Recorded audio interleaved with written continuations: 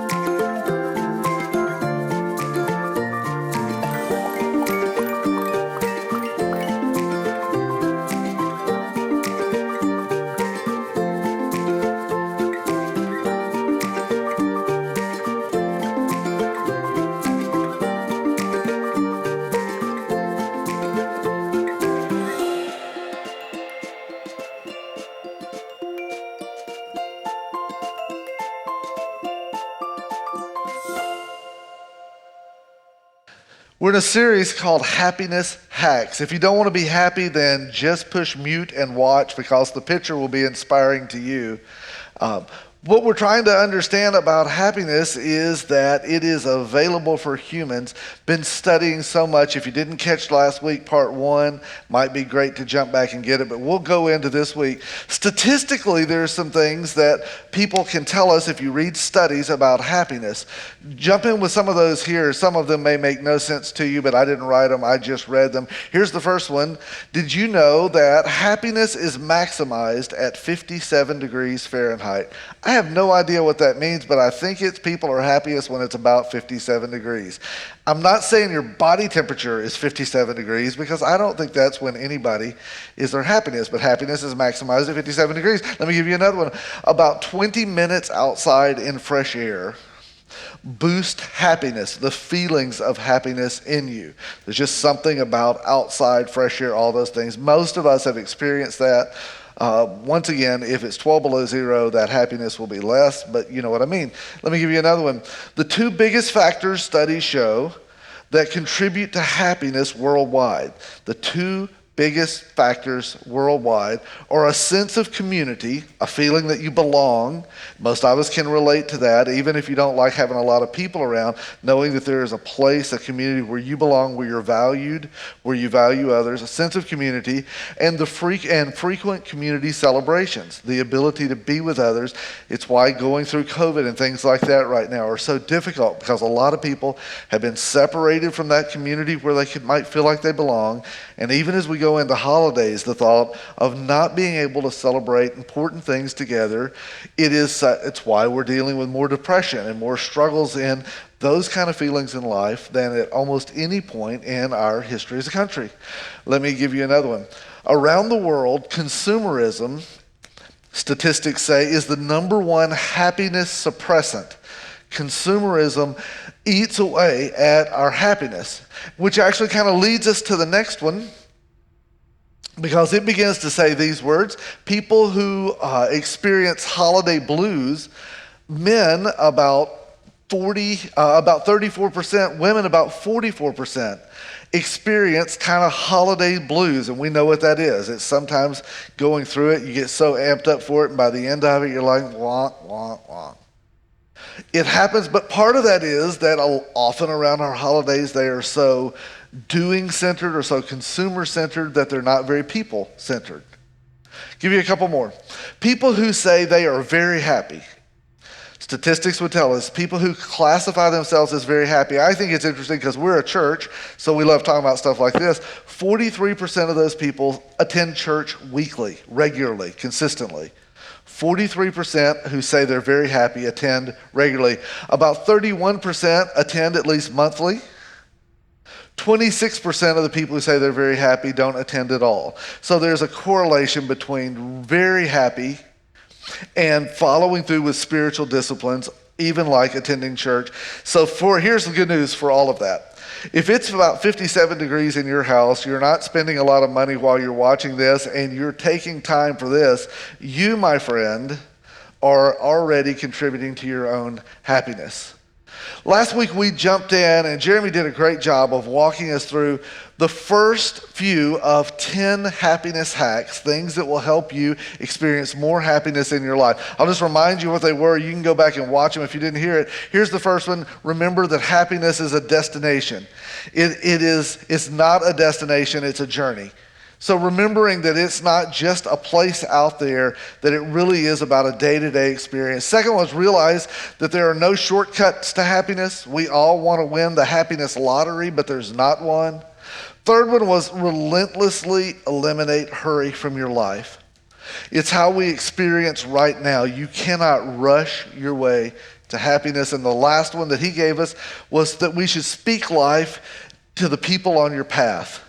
That as we speak life to others, it actually produces happiness in us. Well, I want to pick up right where he left off last week and give you the fifth of these 10 hacks. And this one, we start with this, and I think it kind of goes with where he began last week. Control over happiness is in your hands. The control over happiness is in your hands. We often say words like, people are in search of happiness. People are looking for happiness. I work with couples a lot, and often people will talk about when they fell in love. Like it's a pothole, you're just walking along one day, bam, there you were, right in the middle of it. You fell into love. Maybe it feels that way. Well, I think people often believe they fall into happiness. And what we need to understand is that happiness is within our control. It's not something we just stumble over. It's not just a place we end up and are shocked by it. It really is in our control. I think when we're passive, when we spend our lives kind of going, I am hoping for happiness, I'm waiting for happiness, I'm looking for happiness, we become completely passive in that regard. When we do, I think all of us lose. And so one of the things I need to do is wake up every day and say, on this day, happiness is within my control. It's not just an outside force. I'm not just a victim of an unhappy situation. Because the truth is, there's people in very bad situations that still experience happiness. I get to control the outcome. Let me give you a great verse in Psalm 26. And it says, will you show me the way of life, granting me the joy of your presence and the pleasure of living with you forever? It's just saying to God, hey, listen, my happiness is not going to be found in my circumstances around me. My happiness is not going to be found when I can finally line everything up just right, when the people around me like me and I like them. Because, hey, by the way, that's never going to happen 100% of the time. Don't you wish it would? I mean, if you think it will, then you're living in a cave all alone. It's not going to happen when all of my finances are taken care of, because often people who have the greatest finances has the least happiness in their life.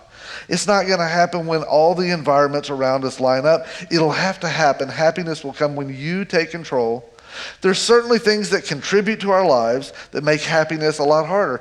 Let me just give you a for instance. Some of us are born with a disposition where happiness may come a little easier to you.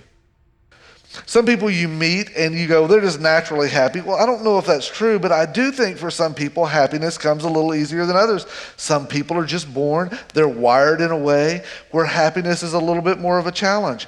But I'm not saying that means you can't be, I'm just saying it's a little bit more of a challenge.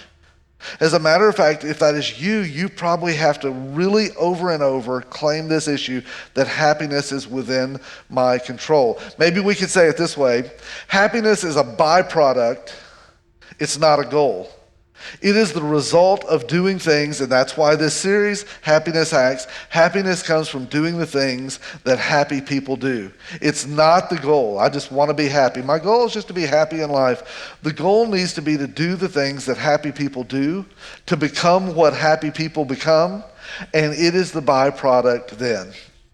The crazy part is that consistent happiness can't be experienced until we confront what I like to call the if lie, the if lie.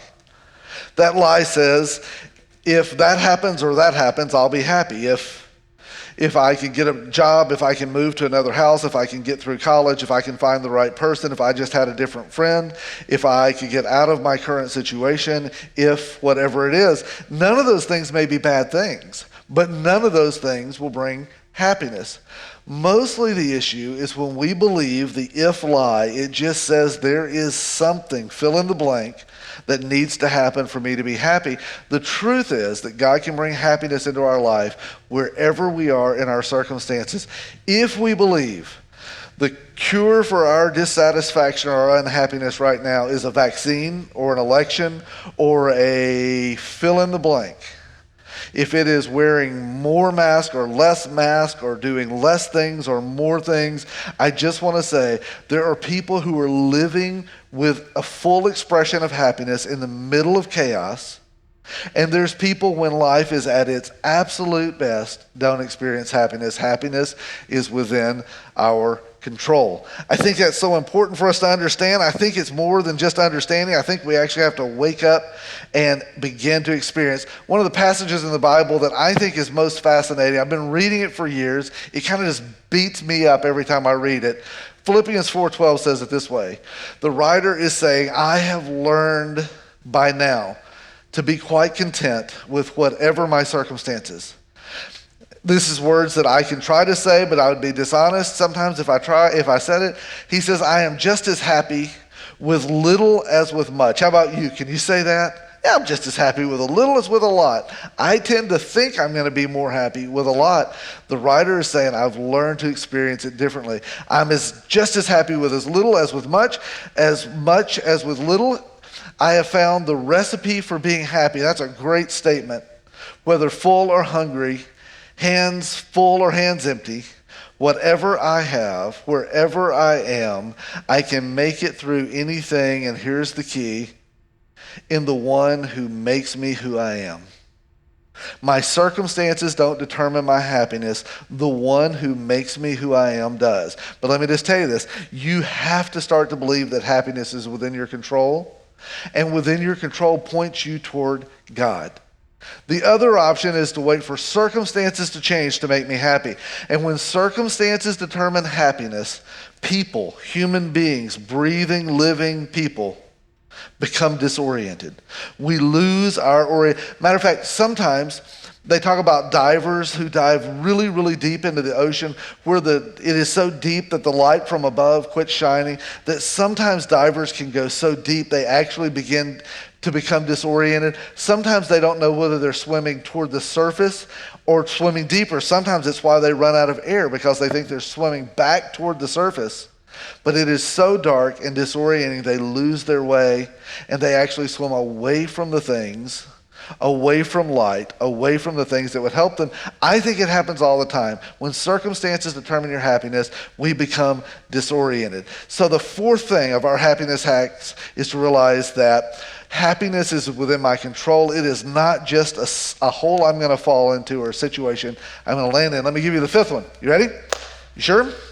I couldn't hear you, but it's because you're watching online. Fifth one is this. Ask yourself if you really need the things you desire. Ask yourself if you really need the things that you desire. Let me just say this before we go any further. My goal is not to say you shouldn't have things that aren't just needs. If you don't absolutely need it, I need some level of food, but I don't want delicious food. I'm not saying that at all. If all you need is food, clothes, and a roof over your head, then anything else is in excess. I'm not saying that at all. I am saying that if you don't regularly notice the difference between needs and wants, needs and desires, that it will cause you to have a lack of judgment. One of the things we said, that when we don't understand the truth about happiness, that people begin to become disoriented. Well, disorientation causes a lack of judgment. Judgment is the lack of ability to separate need from want. And it's a big part of our life. It doesn't seem like, it just seems like another word, but it's more than that. Share with you a verse, and this is like, on the list of random things in the Bible, Hebrews chapter 13 has some. It's kind of a summation of a lot of things the writer's been talking about. In Hebrews 13:4, here's a weird one on a talk about happiness. It says, give honor to marriage and remain faithful to one another in marriage. So that all makes pretty good sense. And then it throws in this part of the verse. God will surely judge people who are immoral and those who commit adultery. And there's this whole list of things. So he begins this portion of the list with saying, hey, give honor to marriage, remain faithful. The next verse in the random sequence of things says this, don't love money. 1 minute it's talking about marriage and sex. It doesn't even give a breath between that thought and, by the way, don't love money. It doesn't say don't have money. It doesn't say don't need money. It just says don't love it. Don't be consumed with it. It finishes up this way. Don't love money, but be satisfied with what you have. For God has said, I will never fail you. I will never abandon you. What does that have to do with the verse before? Well, the verse before says, I want you to be faithful to your marriage. In other words, I want you to be content in the commitments you've made. And then one verse later, it says, don't love money. It doesn't say don't have money. It doesn't say don't have things. It said don't gain your contentment based on the things you have. Don't love money. Don't get mesmerized by things or accumulation or money. Because when you do, you start putting your trust and your affection in things that you never intended. It finishes with this thought. It says, because I will never leave you. God says, I will never leave you or abandon you. It's just saying what you can count on is not usually something you can count. If you place your trust, if you place your happiness, if you place your contentment based on things. Now see, all of us nod and go, yeah, duh, that's easy.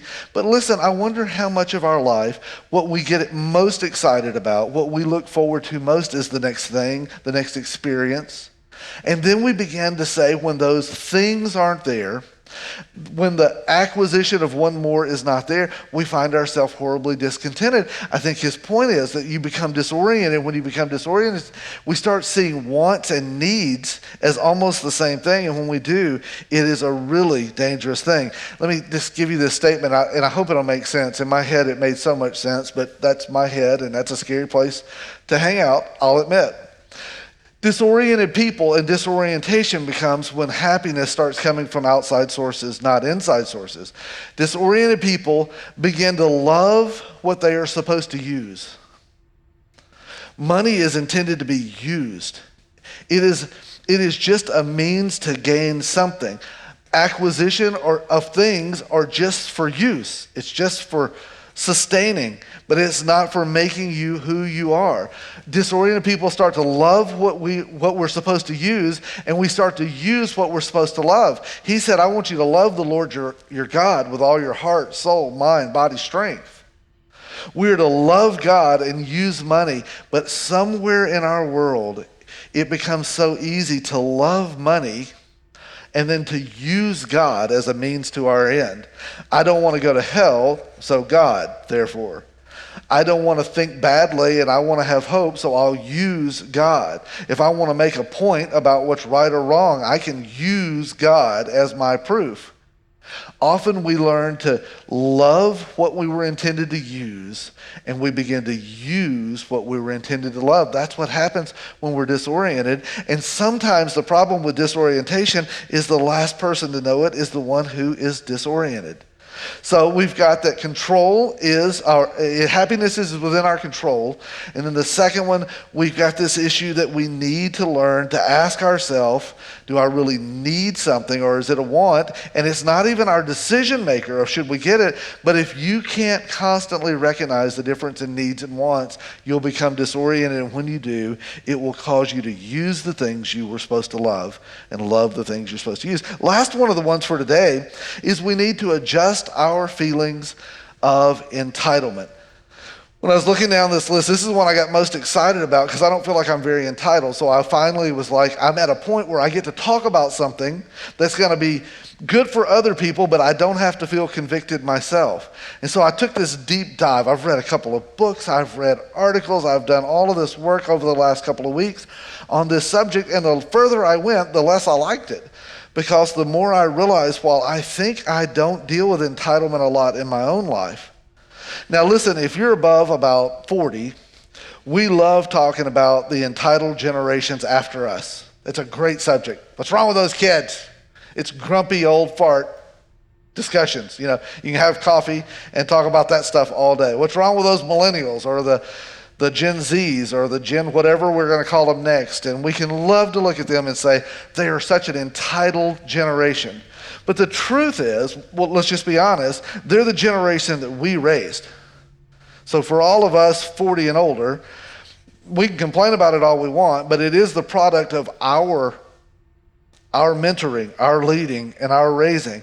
But the truth is, entitlement may look a little bit different, but it is not something that is age specific. Entitlement runs through a varied group. I'll tell you where it shows up the easiest for us as adults, though, is we love to watch it in kids. Well, we hate to watch it in kids, but it's so obvious in kids. I heard a mom and a daughter, as I'm in a store 2 weeks ago, and they're having an argument because they're looking at phones. And it is a kid saying, I want that phone, and a mom saying, we are not spending $700 on my 9-year-old to have that phone. And the girl is saying, but all the kids, and I need it, and I want it, and that's the one I should have, and I hear you ready for this one? I deserve it. Because entitlement says, I deserve. And her mom is saying, you do not deserve it, and you're going to get my old phone when I upgrade. Oh, for the love of all things good, the daughter is screaming in the store, I don't want your old phone. Your old phone is a Samsung, and I don't want a Samsung. I want an iPhone, and I don't want an old iPhone. I want a new iPhone, and I, here's the word, deserve it.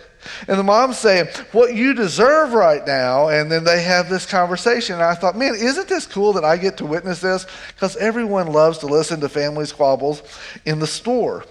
Because that's why I went there, was just to enjoy that. I think the mom is feeling what it's like to see entitlement at work. The problem is entitlement is easily spotted looking through the window, but it is very tough to spot when looking in the mirror. Let me give you this I read this week. It's from a book called The Entitlement Trap, and it's talking about what it's like for kids and entitlement. It's written by Richard and Linda Eyre. Great read if you ever want to find something on the subject. It says these words: in a materialistic world focused on having the latest and greatest, the biggest and best, our children are headed down a really dangerous path of being robbed of their joy. Consider this: if a child grows up with a mindset of always needing more, never sitting with contentment, never practicing true gratitude, we are inadvertently telling them that life is meant to serve them. That's a great statement. We're inadvertently telling them that life is meant to serve them. Have you ever seen that in a kid? By the way, have you ever seen that in an adult, where it feels like life is meant to serve them? He goes on, kids grow up in a reality show world thinking of themselves as the central character on the stage. Just great writing. As a parent, it is so hard to balance between the desire to please our children with the need to help our children learn to deal with disappointment. It seems that by giving them gifts and other material things, we're making them happy. And we want to make our kids happy, right? But only in the moment do they experience the happiness. When children are given too much too soon, they will take it, and as a result, we build up their notion that they ought to have what they are entitled to have.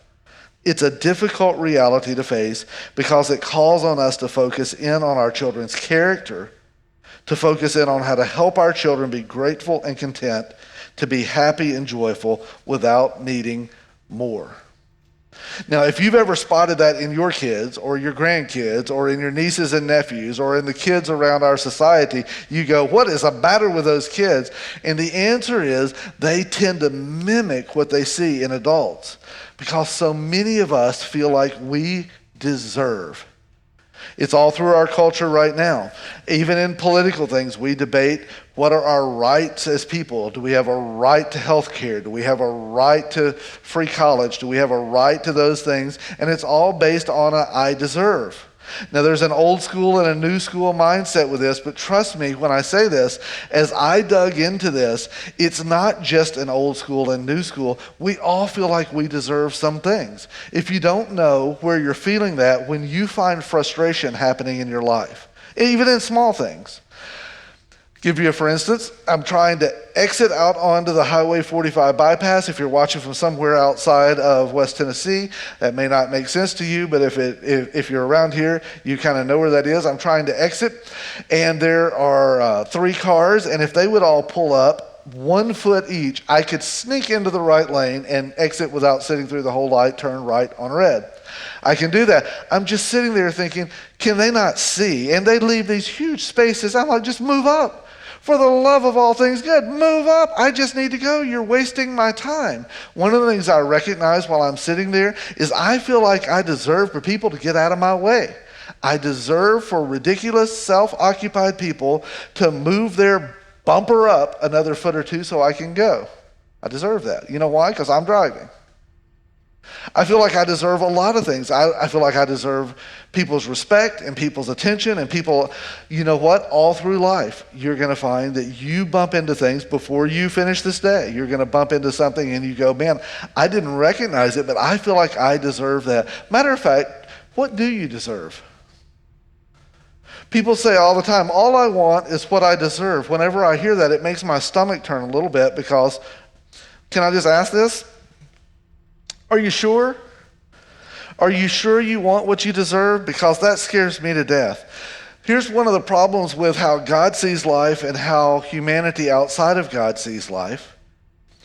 When God showed up on earth in the form of Jesus, he began to teach us about what we deserve and what we don't. Matter of fact, in Romans 3, the writer says it this way, and it's a little bit negative feeling on the front end. It says, since we've compiled this long and sorry record as sinners and proved that we are utterly incapable of living the glorious lives God wills for us, God did it for us. It gives us this old school Middle English version says this, because all of us have sinned and come short of God's expectation. It says this, you have done wrong. You have broken God's expectations. He made you with reasonable expectations and you've come up far short. Therefore, matter of fact, there's a verse just 3 chapters later in Romans 6 that says the price or the payment of your sin is death. That's what I deserve. I won't speak on your behalf, but the truth is, on my best day, I come up far short of what God should expect of me. And the truth is, what I deserve is to be cast far from God. But instead of that, God did it for us. It says, out of sheer generosity, he puts us in right standing with himself, a pure gift. He got us out of the mess we're in and restored us to where he always wanted us to be. He did it by the means of Jesus Christ. It just says if you want what you deserve, be careful, because what you deserve is to be far from God. It says that man's heart is desperately wicked, and who can ever understand it? Outside of God, that we have no hope. We don't deserve hope. So in a world that says, I just want what I deserve, careful what you ask for. Careful what I ask for. The last thing I want is what I deserve. But God has seen fit to offer us so much more than that. Sometimes you can tell what you deserve because we ask questions like this. We say, why do bad things happen to good people? And often we say that when it's happening to us. And it works off this assumption that I'm a good person. Why could bad things happen? Why would God let me be sick? Why would God let me not have what somebody else has? Why would God? And it works off the assumption that I'm working so hard at this that I deserve better. And the truth is that I don't know that I deserve to wake up this morning and take another breath and stand here and represent what God has to say. I don't want what I deserve. You don't want what you deserve. That's the last thing we need. But entitlement is this toxic piece of life that sneaks its way into our pores. And when it does, it changes the way we view everything in life. Sometimes I drive around in my old beat-up car, and I feel like I deserve another kind of car because I work hard and I steward my money well, and I've done, and why do they have and why don't I have? And can I tell you a reality? That less than a third of the people on planet Earth will ever own or even drive a car. Less than 1/3. That means there's over 4 billion people on planet Earth right now that will never own a car, and I whine about driving mine that doesn't look as good as somebody else's. Where does that come from in me? It's because sometimes I feel entitled, because I feel like I'm doing, and I look at them, and when I compare, it's just not a healthy way to live. Entitlement leads us to places we don't want to land. The cure for entitlement is gratitude. Gratitude is like the vaccine. It's kind of no, maybe it's not the vaccine. It's something that you actually are probably going to be willing to take for some of us, right? It is the cure for our sickness. What gratitude doesn't do is doesn't say, I'm going to quit being entitled. What gratitude does is it displaces entitlement. It actually pushes it out. A life that is filled with gratitude has no room for entitlement left in it. The way we gain our gratitude as we begin to focus on grace. Grace, simply put, is God giving me something that I do not deserve, and pretty much everything in my life fits in that category. When I recognize that, I win. I'll finish with this. A bunch of years ago, Leslie and myself and our 2 sons went to East Africa, a little country, not a little country, big country called Tanzania. Most people have never been there in East Africa, just below Kenya. And we lived there for a few years. And in doing that, we went because we were going to help people there find happiness. One of the things we found is a lot of people there were more happy than the people like me. They had almost nothing, but they had so much. The tough part is, the nothing part is a hard way to live. That sometimes just to have running water. Now listen, we lived way above the line of almost any Tanzanian. We lived in a nice home that had electricity and water and a kitchen and bathrooms and all that stuff. It's not as nice as where I live now. And things weren't always around. Sometimes you had electricity, sometimes you didn't. Sometimes you have water, sometimes you didn't. The truth is, it was the first time in my life that I had money that I couldn't even spend.